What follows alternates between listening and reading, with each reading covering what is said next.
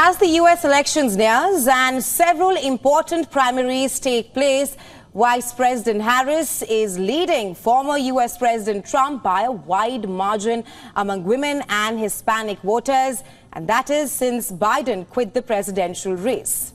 Now, of course, Harris has gained ground against Trump in national polls, and that too in critical swing states. More details in our next report. Take a look. Hello to everyone. A new Reuters Ipsos poll showed that Democratic presidential nominee Kamala Harris has widened her lead over her Republican rival, Donald Trump. The poll, published on Thursday, showed Harris with 45% support among registered voters, while Trump had 41%. Trump's problem today is that he's behind and he's running out of time. Dr. Hank Scheinkopf, political consultant at Scheinkopf Communications, says women voters are helping to widen Harris's lead. Part of what's moving the women's vote certainly is reproductive rights issues. Across the country, the Supreme Court's ruling outlawing Roe versus Wade, the Dobbs decision, motivating voters to turn out to vote for someone who, frankly, supports what they think is most important. Reuters recently spoke to voters in Phoenix, Arizona, including Claudia Lohman, an immigrant who arrived in the U.S. at the age of 7. She said she is most concerned about reproductive rights. For me, it's Roe versus Wade. That is the thing that really upsets me the most. I've got nieces who are very, very young, and the fact that they are growing up with less rights than I did, is just tremendously terrible. And that is the one driving force that I've got in this election season for me. The new Reuters Ipsos poll showed Trump led among white voters and men, both by similar margins as in July. American men are paranoid and concerned about the changing economic system, about the jobs that they can't fill, that they don't know how to fill. Technology is a threat. And frankly, the fact that the United States, for the first time in its history, more than 50% of the people who live here cannot identify as Europeans going back in their family history. Since President Joe Biden ended his candidacy, Harris has gained ground against Trump. But in the 7 states where the 2020 election was closest, Wisconsin, Pennsylvania, Georgia, Arizona, North Carolina, Michigan, and Nevada, Trump had a 45 to 43% lead over Harris in the latest poll. And she's got to somehow convince middle-class Americans, whether they're black, white, or Latino, or Asian for that matter, that she has their best interests at heart long term.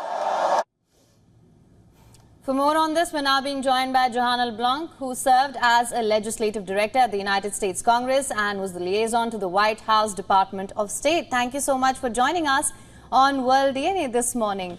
I want to start by asking you, what would you say were some of the key highlights of Harris's and Walz's interview? How do you assess their position on fracking and immigration? I think the interview that happened this evening here in the U.S. Was one that was highly anticipated by the American people, in particular the American voters and the international community. And I think it's an interview that was long overdue. So a lot of people just wanted to hear more about Vice President Harris's policy position.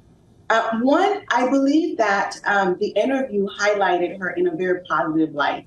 I think that it shows that Vice President Harris is very relatable. And the reality is that here in the United States, and like many places around the world, if you are to win an election, the voters need to be able to connect with you. They need to be able to see you in a light such as they can grab a bottle of beer with you, they can have a glass of wine, or they can have some tea with you. And I think she demonstrated that whoever you are in America, and regardless of your socioeconomic status or your level of intellect, she can actually engage you and have a conversation. So that's good. Secondly, I think that she did a really good job at highlighting some of her policy proposals because many people in America were concerned about her position on various things. In particular, when you look at the wealth gap between the middle class and the rich, that gap is getting wider and wider. And one of Vice President Harris's proposal is that to provide a $25,000 tax deductible for first-time home buyers. And why is that important? It is important because here in America, one of the quickest ways to to gain wealth rather, is through property ownership. You purchase the property, it earns equity. You can take the equity out to purchase another property or do whatever you need to do, and you can build wealth that way. So I think that's good. And she also talked about providing child tax credit up to $6,000 for low-income families, which I think will help a lot because, as we know here in America, the cost of daycare is rising. But ultimately, I think Vice President Harris focused a lot on the middle class, wanting to bring that gap a little bit closer versus how it's headed, which is much wider. Right, Ms. LeBlanc, you do touch upon the policies that she spoke during the CNN interview. Now, during a speech at DNC, Harris did touch upon what she wants to do as the president, from easing economic burden on Americans to unleashing a householding boom. But she did not specify exactly how she would want to enact them. Do you think her interview today with CNN touched upon those points on the enactment of her policies, which has been one of the critical questions amongst the Americans, and perhaps was she able to convince the undecided voters as well? Yeah, again, I think she did a really good job with the interview this evening. People could relate to her. And I think in terms of some of her policy proposals, some of it will have to go through Congress.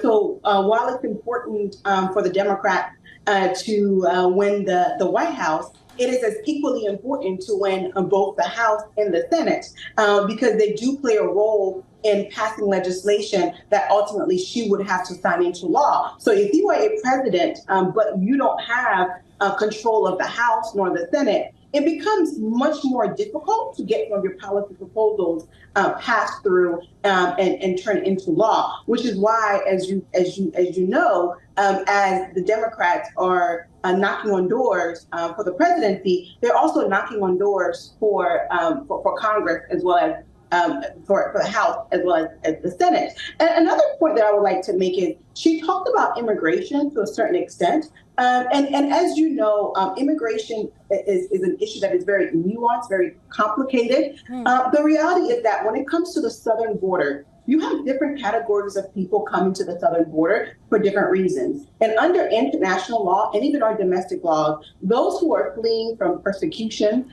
are entitled to the asylum process in order to enter into America, parole into America. However, Kamala, if you are an economic you are fleeing from economic challenges from your country. Unfortunately, there aren't any laws that are on the books currently to protect you, and those folks, unfortunately, will have to be returned back to their homes of origin. So when she talked about law and order in America, that's what she was alluding to. Those who have the legal right to enter America under international law or domestic law will be allowed to enter. And those who do not meet the required qualification, they will be sent back to their home countries. All right, Ms. LeBlanc, just to expand on what my colleague Raisha just asked you as well, we've already seen the sharp rebukes from Trump to the interview. You said that they have positioned themselves as a relatable candidates. But do you think Harris and Walz have been successful in perhaps positioning themselves as strong and pragmatic leaders?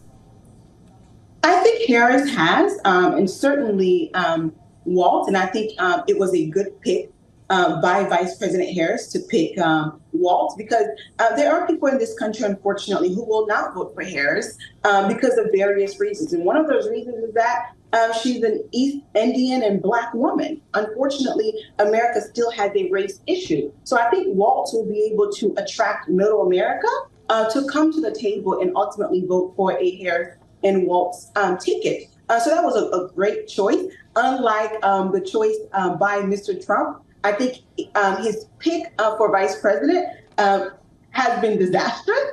I don't think that it was a good decision by the party to have selected Vance, but I think Vice President Harris and her team did a good job. Our last question to you, Ms. LeBlanc. How do you think the Republican camp will be viewing this interview today? Because latest polls now suggest that Harris is surging ahead of Trump with a margin of 5%, so 48% for Kamala and 43% for Trump. Yes, not only is she surging in the polls, but people are giving money to her campaign at unprecedented numbers here in this country. And not only that, it's one thing to get money from corporate America, which VP Harris has received, and still have candidate Trump. But what's more important is the amount of money that is coming from individual voters, right?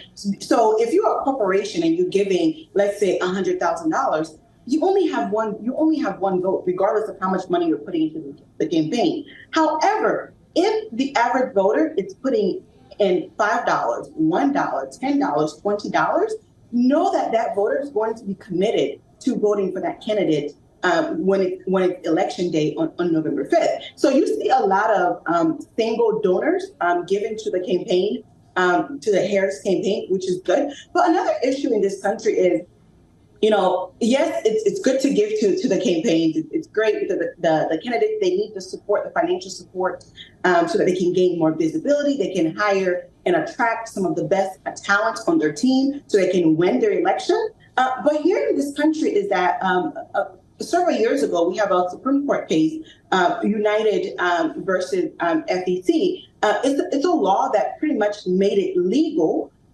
for corporations and PACs to spend unlimited amount of dollars into any given campaign in this country. So I think that in order for America to safeguard its democracy, it has to overturn that United Citizen versus FEC Supreme Court case because there's just too much money going into American politics that are influencing the candidates' position and what they ultimately do when they are in office.